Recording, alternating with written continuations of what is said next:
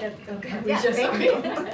It was raised, just not. Thank you very much for being here. So is that how you would explain why, when I talk to voters in the field, when my colleagues talk to people, they still don't think the economy is in a better shape than it was when President Biden first took office? Well, I don't know about that in terms of the broader economic, assessment of where the, the economy is, because, I think people do know that the job market's been strong, 16 million jobs, that's record job growth. The unemployment rate has been historically low. GDP growth has been strong.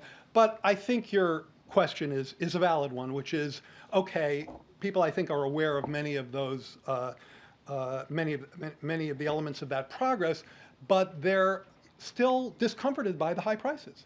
Now, I hate to give you a reading assignment, but I gave a speech about a week ago where I really dove into this deeply. It's on the CEA website.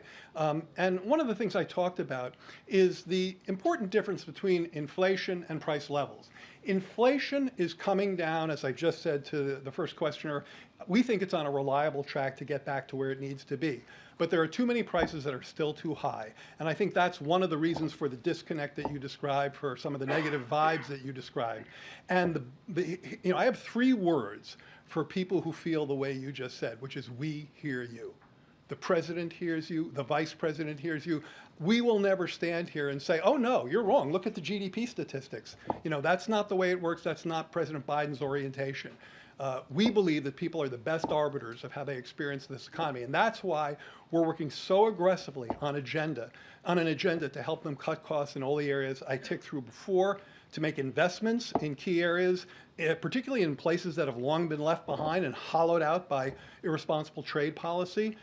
And you see this president working very hard to reverse that. So we hear you, we're working hard to address those issues, and we're having some success, particularly in some of the areas that we've legislated. If you look at prescription drugs, if you look at health coverage, obviously the junk fee agenda, even on groceries, where the president has leaned hard into nudging companies who have achieved some savings on their input costs to pass those savings forward to consumers in the form of lower costs.